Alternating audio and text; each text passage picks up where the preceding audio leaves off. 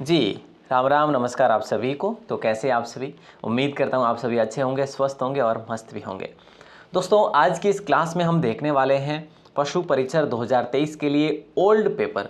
दोस्तों, ये जो ओल्ड पेपर है ये पशुधन सहायक का ओल्ड पेपर है। अब आपका सवाल रहेगा, लाजमी आपका सवाल कि सर आपने लिखा कि पशु परीक्षर का पेपर है। देखिए, मैं आपको बता दूं, ये पहली बार भर्ती सृजित हुई है, पशु परीक्षर की भर्ती। ठीक है, तो इससे पहले कोई पेपर हुए नहीं है। तो हमें ये देखना है कि ये जो पेपर होने वाला है किस एग्जाम की तर्ज पर होगा। पशुधन सहायक पेपर की तर्ज पर आपका पशु परीक्षर का पेपर होने वाला है। तो हमें ये देखना चाहिए कि पशुधन सहायक का पेपर कैसा पूछा गया है, इसके अंदर किस प्रकार के प्रश्न हैं, और हमारे आगे की जो तैयारी है उसको प्रभावी बनाने के लिए, उसको मार्गदर्शित करने के लिए हमें पुराने पेपर्स देखना अति आवश्यक बन जाता है अगर हमें सफल होना है। तो आपसे निवेदन रहेगा, आप इस क्लास के अंत तक जुड़े रहिएगा। मैं आपका समय लूँगा मात्र 15 से 18 मिनट, और पूरे जो है देखो प्रश्न जो है वो हम देखने वाले एक सेक्शन के। तो वो सेक्शन आपका राजस्थान जीके का रहेगा।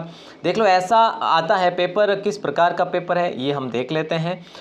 लेकिन आपसे निवेदन एक बार पुनः रहेगा कि आप एंड तक जुड़े रहेगा। और इसकी पीडीएफ आपको कहाँ पर मिल जाएगी, मैं आपको अभी से बता दूं। देखो, गत वर्ष के पेपर की पीडीएफ हेतु आप व्हाट्सएप मैसेज करें हमें, इस नंबर पर आप व्हाट्सएप मैसेज कर सकते हैं। आपको जो है पेपर की पीडीएफ भेज दी जाएगी, लेकिन आप अपना नाम और जिला लिखकर ही मैसेज करें, नाम व जिला लिखकर ही मैसेज करें, ताकि हम आपको ग्रुप में भी जोड़ सकें। ठीक है, पीडीएफ कोर्स फ्री है बिल्कुल, राजस्थान क्लासेस की वेबसाइट पर ज़रूर देखें। ये पहले पेपर देख लेना अच्छे से, उसके बाद ही आप है जो इसको देखें, ताकि आपको पीडीएफ भी मिल जाए इजीली, और जो है आपको ये भी आपका काम हो जाए। तो पहला जो प्रश्न है आपकी स्क्रीन पर है। देखिए, हम आज के सेशन में राजस्थान जीके के प्रश्न पढ़ने वाले हैं। तो आपसे निवेदन रहेगा, राजस्थान जीके के प्रश्नों का लेवल आप देखेंगे, इसकी प्रकृति देखेंगे, और ये प्रश्न जो है कितने प्रभावी बना सकते हैं अपने तैयारी को, ये भी हम देखने वाले हैं। देखिए, राजस्थान में संगठित किसान आंदोलन कहाँ से आरंभ हुआ था? तो यहाँ पे आपका राइट आंसर जो है वो क्या होगा? ऑप्शन ए हो जाएगा, बिजोलिया से हुआ था। अब आपसे ऐसा भी सवाल किया जा सकता है, कब से हुआ था? 1597 से शुरू हुआ था और 1941 तक ये आंदोलन चला था। ठीक है, वह स्थान जो अपने मृदा शिल्प टेराकोटा के लिए प्रसिद्ध है। अगर ऐसा प्रश्न कर लिया जाए तो आप कहेंगे मोलेला है, और मोलेला वर्तमान में कहाँ पर है? आप कहेंगे सर राजसमंद में है। ठीक है, तो ये भी आपका सही आंसर होगा। राजस्थान के स्वतंत्रता आंदोलन के दौरान गिरफ्तार होने वाली राजस्थान की पहली महिला जो स्वतंत्रता सेनानी थी वो कौन थी? रतन शास्त्री थी या अंजना देवी चौधरी थी? तो आपको आंसर में जो देना है अंजना देवी चौधरी का, वो आप लॉक करेंगे, यानी ऑप्शन बी आप सभी का सही आंसर हो जाएगा। ठीक है, नेक्स्ट सवाल की तरफ रुख करते हैं। देखिए, एकीकृत राजस्थान के निर्माण में मत्स्य संघ में शामिल जिले कौन कौन से थे? तो मत्स्य संघ जो पहला, हमें पता है कि एकीकरण की बात करते हैं अपन, तो पहला जो है अपना ये संघ बना था मत्स्य संघ की। ठीक है, इसमें कौन थे? A B C D. आपको मैंने कई बार ट्रिक भी बताई और आपने भी कहीं ट्रिक देखी होगी, तो ए बी सी डी आपका सही आंसर होगा, यानी अलवर, भरतपुर, धौलपुर और करौली। ठीक है, ऑप्शन डी आप सभी का सही आंसर होगा। और मत्स्य संघ की बात करें तो इसकी शुरुआत कब से होती है ये आप सभी को विदित होना चाहिए। तो आप कमेंट करके हमें ज़रूर बताइएगा। नेक्स्ट सवाल है कि राजस्थान में 1857 की क्रांति के समय यहाँ के AGG agent to governor general कौन थे? तो यहाँ पे आपका राइट आंसर जो होगा वो होगा जॉर्ज पैट्रिक लॉरेंस, जिसका मुख्यालय कहाँ पे था? माउंट आबू से उसने अजमेर में कर दिया था। ठीक है, अजमेर और माउंट आबू इसका मुख्यालय था। राजस्थान का एकीकरण कितने चरणों में पूरा हुआ था? तो 7 चरणों में हुआ था, है ना, आप सभी को विदित है। अब तो आपको बताना ही पड़ेगा इसकी शुरुआत जो है, पहला जो मत्स्य संघ बना था उसकी शुरुआत कब से होती है ना? आप बताइए, 18 मार्च से हुई थी या फिर 25 मार्च से हुई थी? आप कमेंट करके हमें ज़रूर बताएं। मेवाड़ के महाराणा भूपाल सिंह किस वर्ष में राजस्थान के महाराज प्रमुख बने? तो यहाँ पे आपका राइट आंसर होगा 1948 में बन गए थे मेवाड़ के महाराणा भूपाल सिंह। ठीक है, और अगला सवाल है, जूनागढ़ दुर्ग कहाँ अवस्थित है? देखिए, यहाँ पे सवाल बहुत सारे बनते हैं। जूनागढ़ दुर्ग की अगर बात करें तो बीकानेर में है। अगर जूना महल की बात करें तो ये कहाँ पे है? जूना महल की अगर बात करी जाती है तो ये जूना महल कहाँ पे आपके? ये डूंगरपुर में। तो इस प्रकार का प्रश्न भी बन सकता है, तो अच्छे से आप याद रखिएगा। ऑप्शन डी आपका करेक्ट आंसर होगा। अजरक प्रिंट का संबंध किससे है? तो देखिए दोस्तों, अजरक प्रिंट का जो संबंध है वो किससे है? बालोतरा से, बगरू से, बाड़मेर से या फिर पाली से? बताइए, इसमें आपको ऑप्शन दिख रहा है क्या? तो सही आंसर आप सभी का हो जाएगा, बाड़मेर से जो है अजरक प्रिंट का संबंध है बाड़मेर से। लेकिन ये सवाल डिलीट हो गया था, अब इसकी वजह जो है मेरे ख्याल से यही रही होगी कि बालोतरा भी ऑप्शन दे दिया, इसलिए ये वजह रही होगी। हालांकि आपको ऑप्शन डी के साथ में, और अब अगर ऐसा प्रश्न कर लिया जाए तो बालोतरा भी सही हो जाता है, बाड़मेर भी सही हो जाता है, क्योंकि अलग अलग ज़िले भी है। सो एक ऑप्शन आएगा आपके सामने ना, अगर पूछा जाए तो। नौलखा दरवाज़ा निम्न में से राजस्थान के किस किले का भाग है? नौलखा दरवाज़ा किस किले में इस प्रकार का ये पोल है, गेट है, दरवाज़ा है? तो आपका राइट आंसर हो जाएगा रणथंभौर में। रणथंभौर कहाँ पे दोस्तों? सवाई माधोपुर में।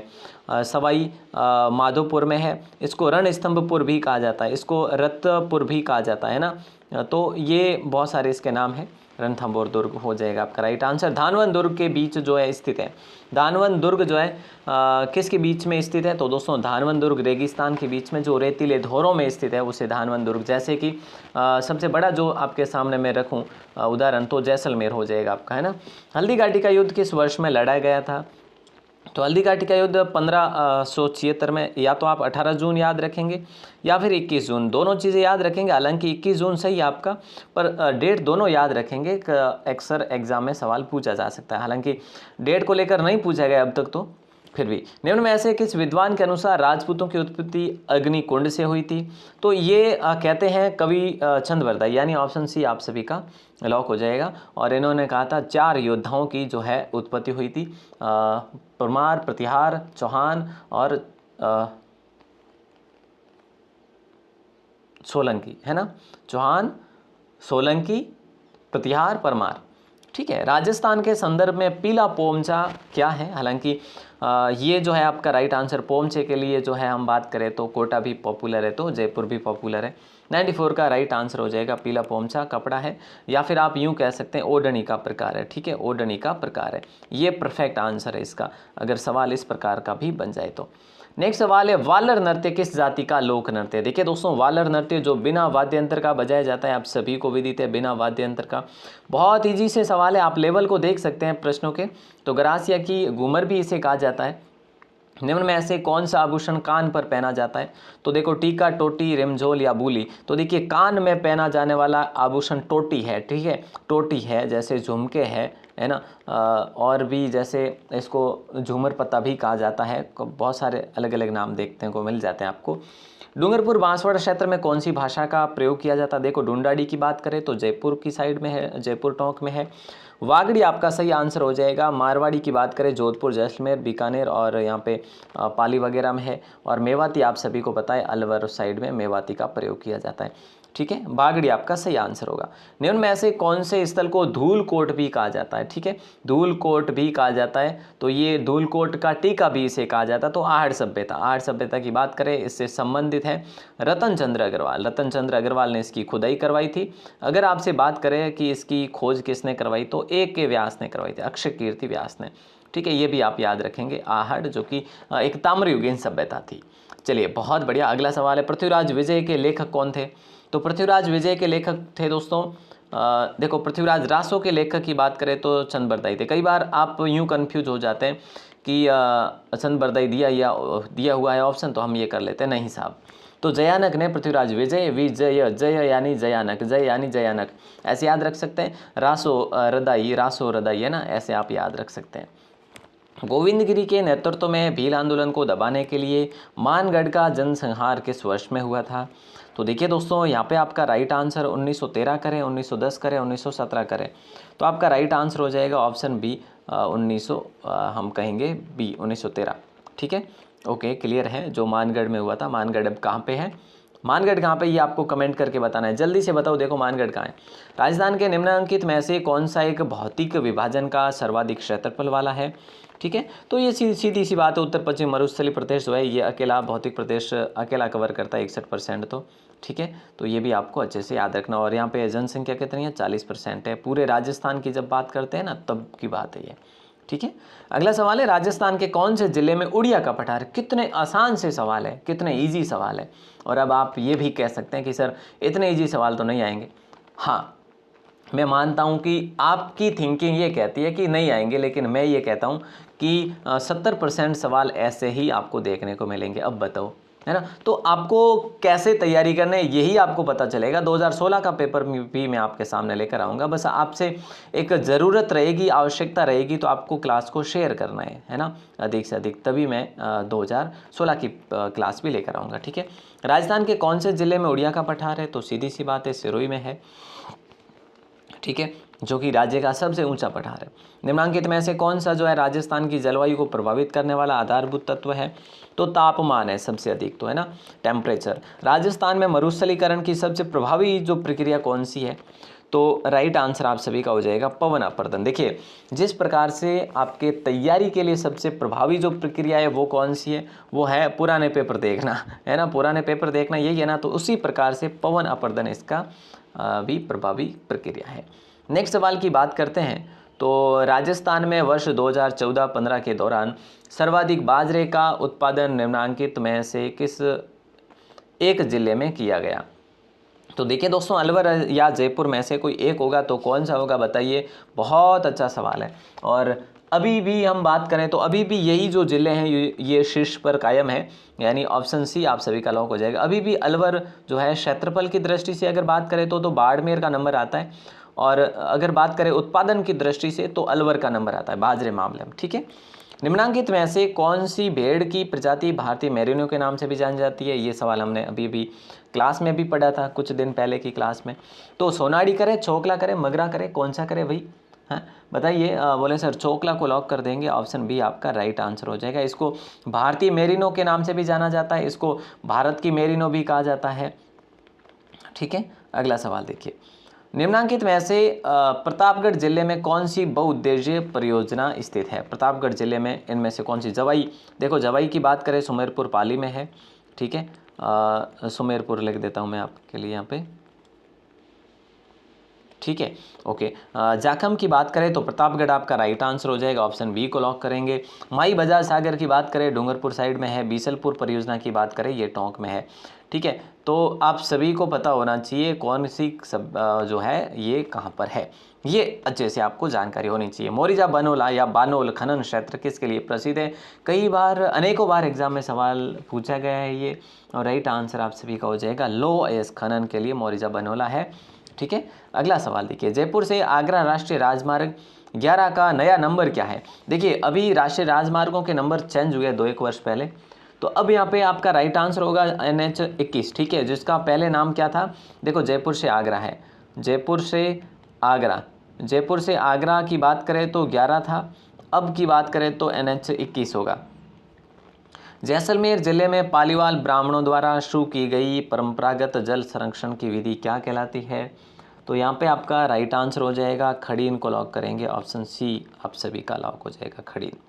ठीक है, और ये खड़ीन जो है होता क्या है, देखो अक्सर छोटी छोटी पलाया झीलें ऐसी होती है। पलाया झीलें मतलब छोटी छोटी झीलें जहाँ पे पानी का हम कह सकते हैं खाबा खड्डा टाइप होता है ना, और उसमें ये खेती कर लेते हैं। ये पालीवाल ब्राह्मणों के द्वारा ये शुरू की गई जल संरक्षण की विधि है।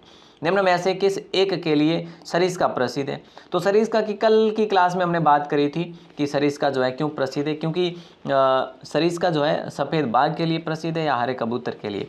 क्या सरिस्का बाघ परियोजना है? बिल्कुल सर बाघ परियोजना है, लेकिन हम बात करें तो यहाँ पे राइट आंसर हरे कबूतर के लिए पॉपुलर है। ठीक है, हरे पॉपुलर ग्रीन कहते हैं हम, ग्रीन कबूतर कह लीजिएगा। ठीक है, और आगे बढ़ते हैं, अगले सवाल को देखते हैं। स्टेट ऑफ फॉरेस्ट रिपोर्ट 2017 के अनुसार, अब तो 2019 की भी आ गई है, ठीक है, के अनुसार रक्षित वन श्रेणी के अंतर्गत राजस्थान के कुल वन क्षेत्र का प्रतिशत कितना है? तो 9.57 है। ठीक है, 9.57 है। नहीं सर, ये पूछा है रक्षित वन या फिर आरक्षित वन कह लीजिएगा इसको आप, है ना, तो थोड़ा सा जो है आपको कन्फ्यूज़ होता है, तो ऑप्शन ए आपका लॉक हो जाएगा यहाँ पे। और अगला सवाल देखिए कि राजस्थान में निम्न में से कौन से जिलों में लाल लोमी मिट्टी का प्रयोग या फिर पाई जाती है? तो यहाँ पे आपका राइट आंसर होगा डूंगरपुर और उदयपुर को लॉक करेंगे, यानी ऑप्शन बी आप सभी का करेक्ट आंसर होगा। बहुत अच्छा सवाल था। निम्न में से कौन सी नदी बंगाल की खाड़ी के अपवाह तंत्र में सम्मिलित नहीं है? तो यहाँ पे आपका राइट आंसर जो होगा वो होगा अनास नदी, है ना, ऑप्शन डी को लॉक करेंगे। बंगाल की खाड़ी के अपवाह तंत्र में शामिल, देखो पार्वती है, सीप नदी है, परवन है। ठीक है, परवन जो कि बारां की नदी आप सभी को पता है, जो कि शेरगढ़ वन्यजीव अभ्यारण्य से होकर गुजरती है। राजस्थान राज्य की सीमा को स्पर्श करने वाले भारतीय राज्यों की संख्या की बात करें तो कितने हैं। देखो ये बात है उस समय की, अब हम बात करें तो अब 6 ज़िले हो चुके हैं अब स्पर्श करने वाले, क्योंकि अनूपगढ़ को भी हम शामिल करेंगे इसके साथ में। राजस्थान राज्य की सीमा को स्पर्श करने वाले भारतीय राज्यों की संख्या, अरे सॉरी, ये तो भारतीय राज्यों की संख्या पूछे ना तो सही है 5 ही है, लेकिन मैंने देखा कि अंतर्राष्ट्रीय अगर ऐसा कर लेना सवाल तो भी आपको ये याद रखना है। ये खैर कोई बात नहीं, अब बात जो है ये समय पे ही निकली है, वैसे कोई दिक्कत नहीं है। अगला सवाल है, निम्नांकित में से कौन सा जोड़ा सही सुमेलित नहीं है। तो देखिए दोस्तों, यहाँ पे हम बात करें तो गड़बड़ हो चुकी है मेरे भाई, है ना, गड़बड़ जो है हो चुकी है। हाँ, और यहाँ पे प्रश्न की बात करें तो इसको हम डिलीट कर लेते हैं एक बार प्रश्न को। हालांकि एक बात और बताएं आपको, ये प्रश्न डिलीट भी हो गया था। अब देखो, उदयपुर रामपुरा दरीबा, राजपुरा दरीबा, भीलवाड़ा रामपुरा आगूचा, ठीक है, तो इस प्रकार से है, लेकिन वो ऑप्शन आगे के हो तब तक अपन कह नहीं सकते, तो इसको आप इग्नोर करिएगा। निम्न में से कौन सी झीलें सिंचाई के काम में ली जाती है। तो यहाँ पे देखो, पिछुला और आना सागर, नहीं साहब, ये पर्यटन की दृष्टि से पॉपुलर है, ठीक है, और पुष्कर और कोलायत ये भी पर्यटन की दृष्टि से भी है और पीने योग्य पानी भी है, वैसे पीते भी ऐसे पानी। जयसमंद और राजसमंद की बात करें, इन झीलों से हम क्या करते हैं, सिंचाई भी करते हैं। राजस्थान में कृषि जलवायु प्रदेश थर्ड जो बी बाढ़ प्रभावित पूरी मैदान में कौन सा जिला सम्मिलित नहीं किया जा सकता। ये सवाल आपका 100% एग्जाम में पूछा जाएगा, अच्छे से रट लीजिएगा, ये प्रश्न 101% पूछा जाएगा। तो राइट आंसर आप सभी का हो जाएगा टोंक जिला है, राइट आंसर होगा, ठीक है। इंडिया इको डेवलपमेंट कार्यक्रम कौन से राष्ट्रीय उद्यान वन्यजीव अभ्यारण्य में क्रियान्वित किया गया है। तो यहाँ पे आपका राइट आंसर जो होगा वो होगा रणथंभौर राष्ट्रीय उद्यान, यानी ऑप्शन बी आपका लॉक हो जाएगा, ठीक है। बहुत अच्छा सवाल था ये आपका। इंडिया इको डेवलपमेंट कार्यक्रम ये एग्जाम में पूछा गया आपके पशुधन सहायक में, और मैंने आपको ये सवाल करवा दिया है आपको। कहाँ पे करवाया था, वन्य जीव अभ्यारण्य जो टॉपिक हमारा चल रहा था उसमें करवाया था हमने, ठीक है। चलिए एक और सवाल जिसकी बात करें तो शुष्क सागवान वन राजस्थान निम्न में से किस जिले में पाए जाते हैं। तो यहाँ पे आपका राइट आंसर होगा बांसवाड़ा को लॉक करेंगे। चलिए, तो हमने कितने सवाल करें, 40 प्रश्न करें कवर, और 40 प्रश्न जो हम बात करें तो आपको भी पूछे जा सकते हैं 50 के आसपास प्रश्न। तो ये 40 प्रश्नों का लेवल जो है आपने देखा है, आपकी तैयारी को कितना प्रभावित करेंगे, कितना जो है आपकी तैयारी को हम कहें तो मार्गदर्शन देने वाली, ये जो शक्ति प्रदान करने वाली जो ये क्लास थी, ये पुराने पेपर्स थे, ठीक है। तो ये क्लास कैसी लगी दोस्तों, आप हमें ज़रूर बताएं। आप डेली जुड़े आप हमारे साथ, डेली रात को 8 बजे, डेली रात को 8 बजे जो है 8 बजे रात को क्लास होती है हमारी। ओल्ड पेपर पर आधारित, जो भी आज तक पुराने पेपर हुए हैं उन सभी पर आधारित हमारी क्लासेज होती है। तो हम कह सकते हैं कि पुराने पेपर पर आधारित 70 से 80% प्रश्न पूछे जाते हैं। आखिर राजस्थान जीके जो है सो है ना, तो उसी से सवाल तो आएगा ना। इसीलिए कहना चाहूँगा कि आप ओल्ड पेपर देखें अधिक से अधिक, हमारे साथ डेली जुड़े रात के 8 बजे की क्लास में। व्हाट्सएप ग्रुप में जुड़ने के लिए अपना नाम और ज़िला लिखकर हमें मैसेज करें, ठीक है। नाम हुए अपना ज़िला लिखकर ही मैसेज करें ताकि हम आपको ग्रुप में जोड़ सकें।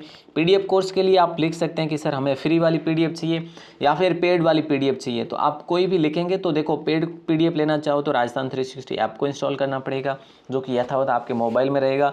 और अगर आप राजस्थान क्लासेज की वेबसाइट से पर विजिट करके ले सकते हैं, तो ये वेबसाइट आपको डेली विजिट करनी पड़ेगी, बस यही बात है, ठीक है। तो आप ग्रुप ज्वाइन कर सकते हैं, हालांकि मैसेज भी कर सकते हैं, लिंक डिस्क्रिप्शन में दिए हुए हैं। ऑल द बेस्ट आप सभी को, मिलते हैं अगली 2016 के पेपर में। अगर आप कहेंगे कि सर पशुपालन जो सब्जेक्ट है उसका भी लेकर आए, जो 2018 का पेपर है वो कैसा आया था पशुधन सहायक का, तो कमेंट करके ज़रूर बताएं, जल्दी से कमेंट करिएगा ताकि मैं वो भी लेकर आ सकूं आपके लिए, ठीक है।